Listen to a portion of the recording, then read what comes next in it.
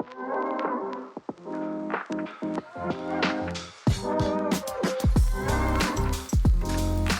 everyone, and welcome to Auteur Corner. This is where we talk about what I would say is the pinnacle of like the film industry, like because auteurs, I'm not sure if you two know, auteurs are about directors who have complete creative control. So they go through like pre-production, post-production, and post-production with all the different departments, and they have like control of what happens. Yeah. And they make the decisions that affect the film and the plot and everything like that. And they also have like the final cut of the film, so you don't have to worry about the Hollywood companies just like going, this edit isn't good enough. We'll just take this and just it's like Suicide Squad. Just to go off on a little tangent, Suicide Squad with the director from there lost all his editing because Warner Brothers was like,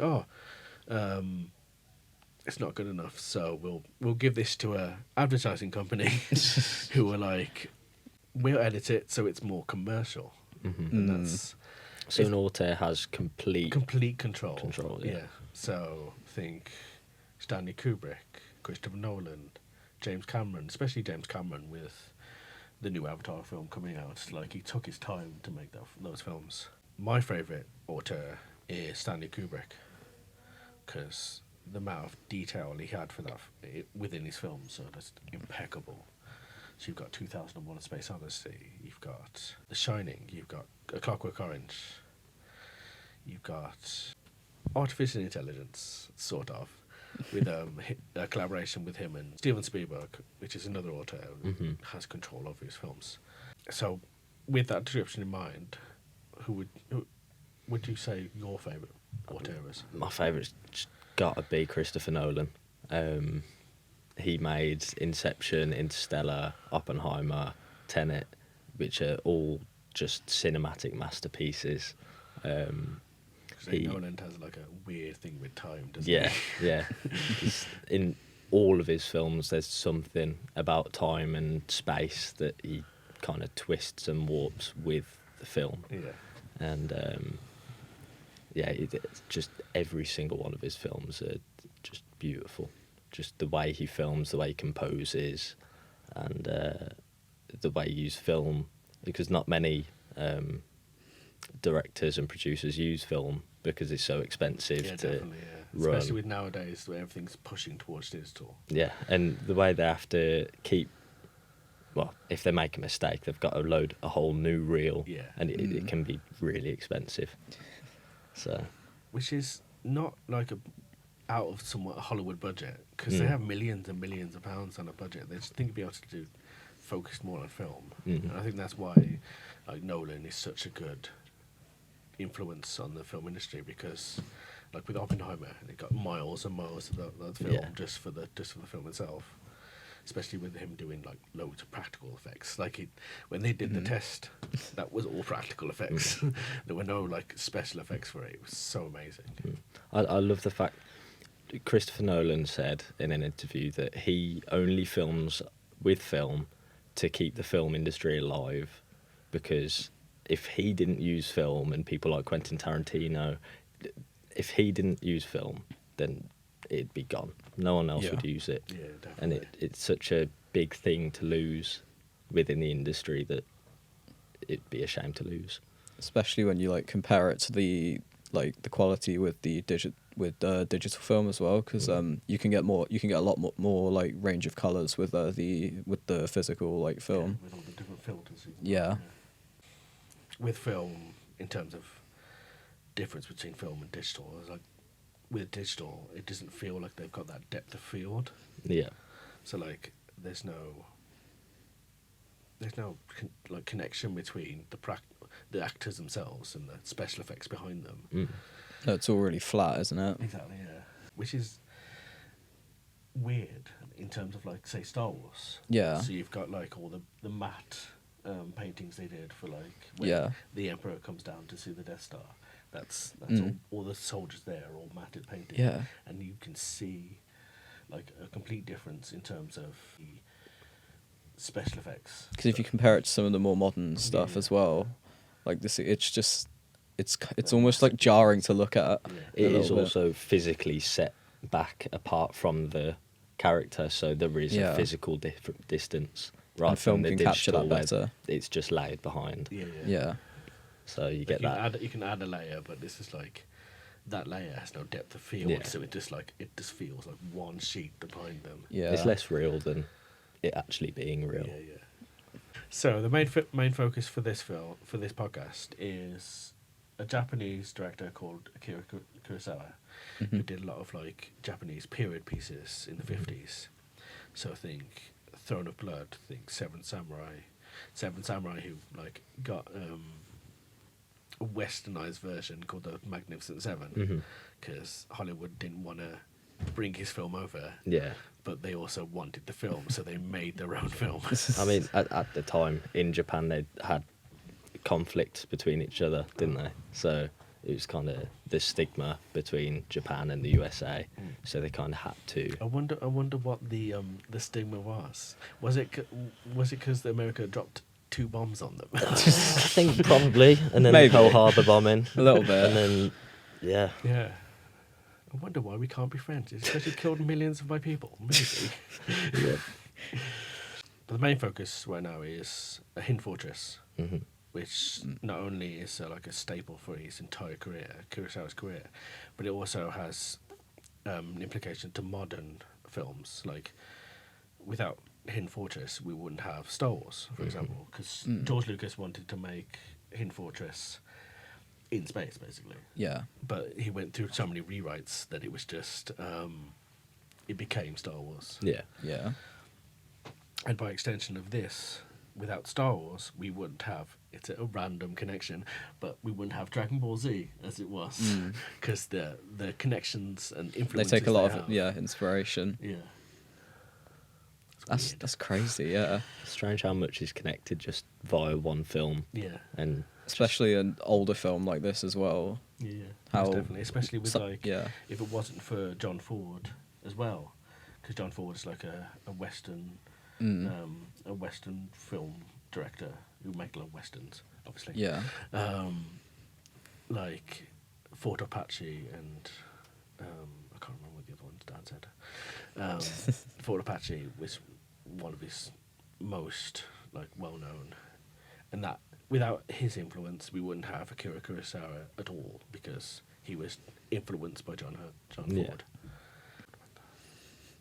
So in terms of like the director himself, he worked with a lot of the same people. So like he had dozens and dozens of actors, like especially Tsuruya Mifune, who he worked for like 30 films Yeah, plus. At Wow. least 30 films plus, yeah.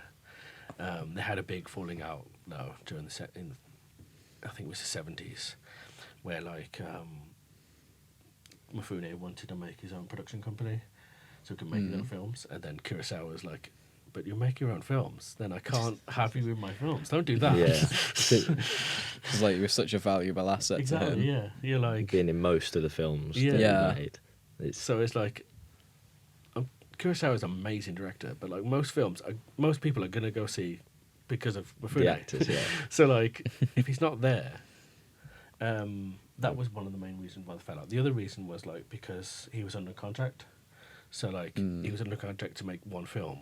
It was stuck in production for 2 years. Oh god. So not only could he not work again for like another company, he had to keep his beard because he couldn't shave. He had to keep the same style for like 2 years, which also meant he went into debt. So like, there's always that thing of like, do you stay loyal to someone who's given you so much work Yeah. versus I need to be able to feed my family, because he had 2 sons at least. Yeah, it's a really hard decision working between staying loyal and Especially if someone you respect so much. You're Yeah. like, Yeah. what do you do? you do what you have to. I guess that's what he did. Yeah, that's why they fell out. Like, Mm. sorry, but I need to work. Okay, so we're going to talk about specific it's 2 specific shots in this film. Okay. Maybe 2.5. I'm not sure. So there's one. I'll show you. So this one is around the beginning of the film. Okay. Mm-hmm. こいつちっとも燃え上がらねえ。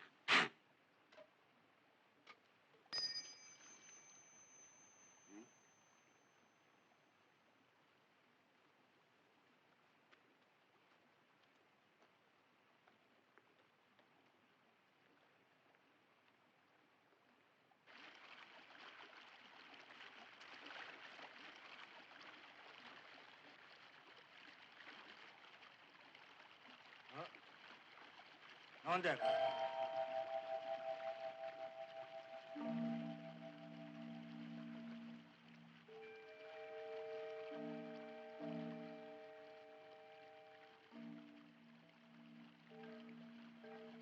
ああ、金だ。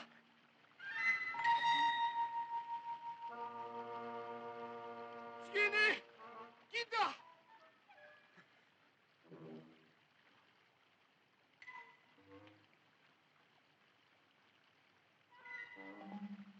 でもよ、火の中から金が出るなんておめえ。物持ちが大黒柱に金を仕込んで隠しといたって話は聞いたことがあるわ。That scene is like pinnacle for the film itself. Why is it so significant? Because it drives the plot forward. So like with it gives every character like a goal.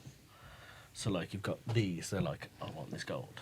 And then further on in the film you've got like the general and the princess, which again links into Star Wars, doesn't it? Yeah. Yeah.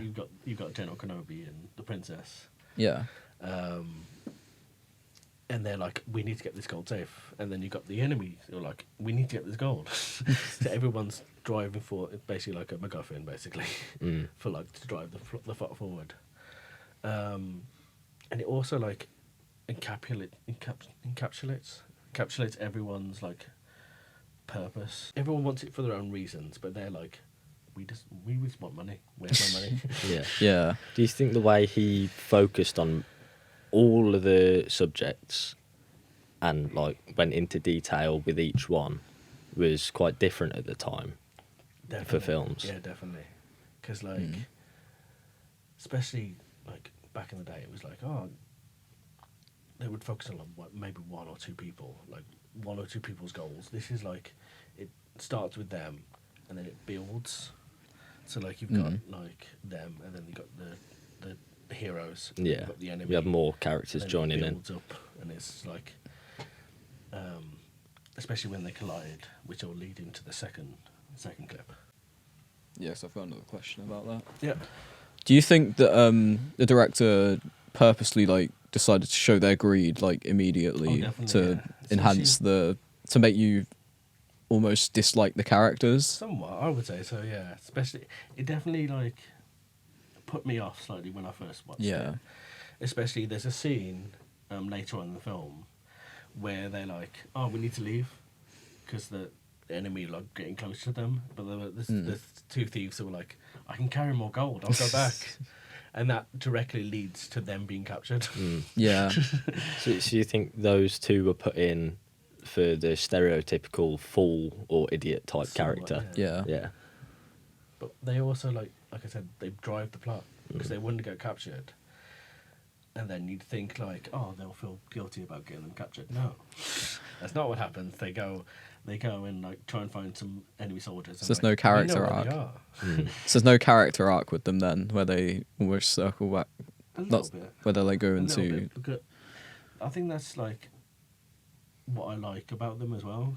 So it's like you think modern films, there's got to be an arc, a moment where they're like, we need to be the heroes. We've done something wrong. Yeah.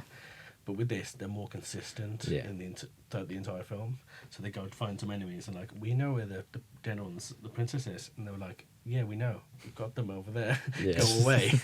Yeah, that's one of the things I like about Kurosawa's films, because there's not one character that feels like it's there for no reason. They've always got a part to play and a reason for being there to drive the story, as you said. Yeah. Which is not many other films have. They normally have characters that are there just to be there, just to fill the scene. And it's these characters have. Yeah. Especially those characters are called foil characters. Okay.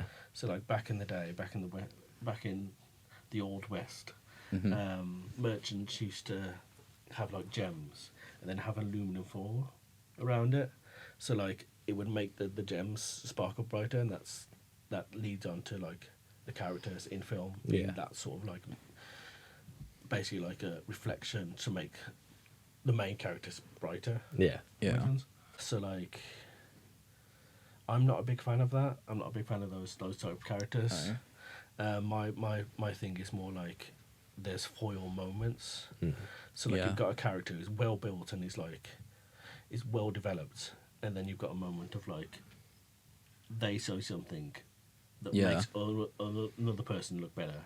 Yeah. Instead of them I- just being yeah, there to make I the other agree. person look better. I completely agree with that. Yeah.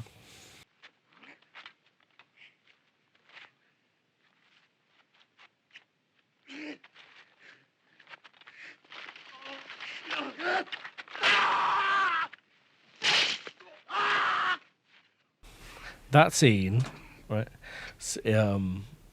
drives both their characters' plots.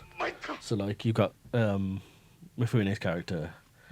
He's like, "Oh yeah, I've won. I'm gonna get away. It's fine." And then you find out later in the film that the enemy general got scarred by his lord because he let them get away. Basically, dishonored him because he didn't get his honorable death in fights in his Yeah. fight.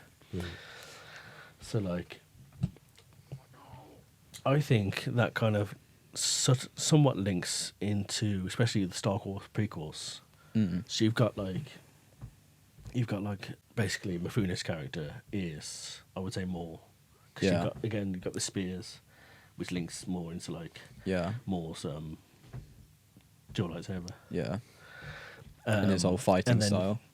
Exactly, yeah. Especially with the tents, Yeah. which look mirrors the shields The on the gates. bill. Yeah. But then you've got like it changed a little bit because then the enemy general, who's now Qui-Gon, he gets his honorable death, doesn't he? Mm. Mm. So like, It really shows how influential this film was. definitely, yeah. So what's everyone's thoughts on like the scenes I've shown so far? Like, I'm sure, have you seen this film? I've haven't seen seen bits it. of it. I haven't seen the film in a whole, but I think after today, I think I might. It looks really good. Like, It's really, really good. yeah. What about you? It seems like a very authentic film. Like Yeah. the costumes and props used, they all look real. Yeah. I don't know whether they were real or whether they were just Oh, no, designed. those were definitely costumes. real. Those were all real, Okay. especially Wow. the weapons. Yeah. And to finally link this back to Star Wars, Shonen Mifune was actually offered the role to be Kenobi Oh, really? in Really? the original series. Yeah, he was gonna be Obi-Wan, That would have been but interesting. he was like, "I don't want to do this because it will tarnish the the image of the samurai," Yeah. which I I get. think I might have heard that somewhere as well before. That would have been a cool crossover. It would. Yeah. Be good, I mean, I can understand why he didn't, but yeah, yeah. yeah. And there's other aspects, like for example, I'm not a big fan of the sequels. No, I'm not. I don't think anyone truly is. But like you can see the influence of like the casino guards, Yeah. with their armor. So in terms of like Akira Kurosawa, I think like he is one of the foundations for modern film. Oh yeah, definitely. 100%. Like his influence can be seen throughout so many different like aspects of not just film but different forms of media. Well, yeah, Star Wars was just one of them, and then there was Magnificent Seven, which inspired many more Western films, and it's just a chain that originated at Seven Samurai Yeah. and Akira's films. Yeah. As well as like, have you seen those Nioh films, Nioh games? No. No. Yeah, those are like all those games are like heavily wins. He's even got a credit in the IMDb, like characters inspired by Kurosawa. That's cool. So like, there's so many different forms of media that wouldn't be what they are without Kurosawa. Mm. So Yeah. like, go see the film. That's it.